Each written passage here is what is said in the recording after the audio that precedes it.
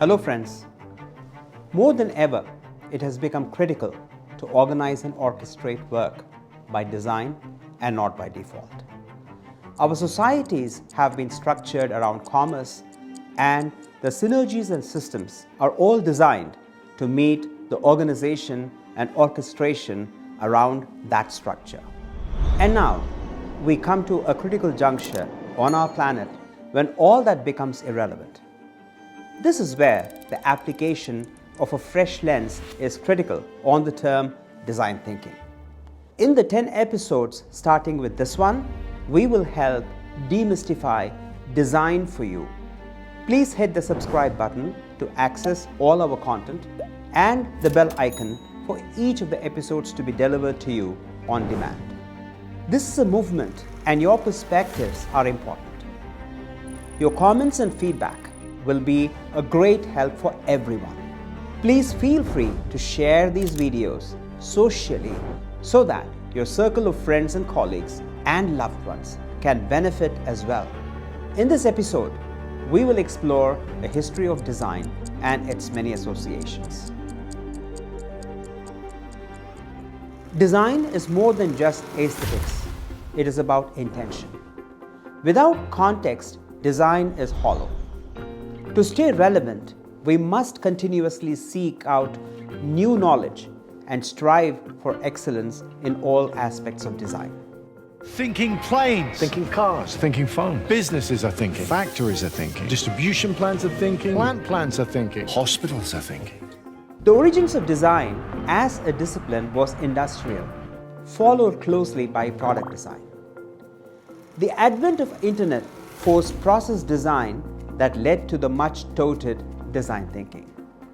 IDEO and Stanford University not only packaged and popularized the term to include customer engagement and customer experience, but the emphasis and focus has remained on commerce.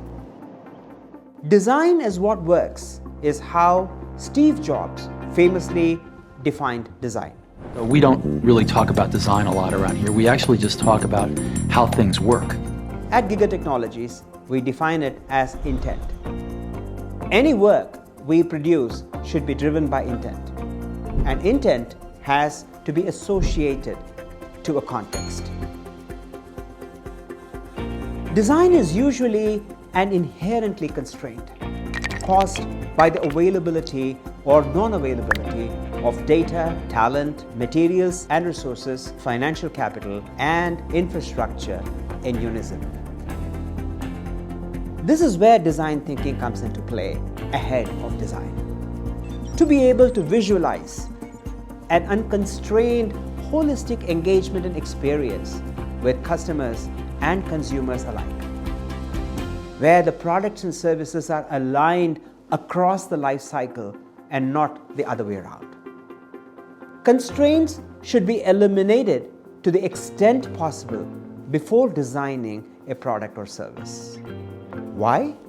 Focus on product life cycle and the revenues it generates forces the manipulation of the customer into buying. That has also spawned an entire support software and contact center industry, throwing the concept of quality, which is delivering right the first time, to the winds. When the constraints of design are overcome with the visualization of design thinking, it enables the creation of engines, components, and connectors that are iteratively optimizing design to all the 5 value parameters of quality, cost, delivery, service, and flexibility. Design thinking is to date peddled without any significant distinction in approach. It must respond to the 5 dimensions of functional, lifetime, emotional, brand, and economic value, and in that order.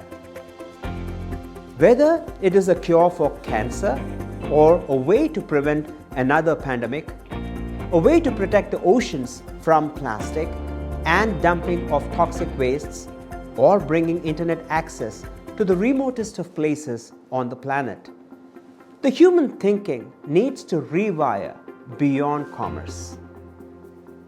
This new thinking must be guided by learning that fuses data, talent, materials and resources, financial capital and infrastructure intelligently. And here we are. Design thinking must shift to design learning. In a real-time world where cognitively intelligent computing becomes a possibility, the human-machine relationship should be symbiotic of delivery, delivering solutions for life. This in no way compromises the objectives of profitability.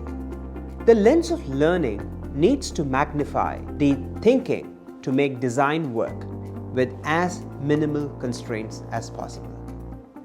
This is the promise of the methodology that I have authored and promoted by Giga Technologies. To raise a new generation of workers who find meaning in the work they produce, driven by an aspiration rather than just the singular ambition of making profits. There is nothing wrong with making profits, just not at the cost of humanity.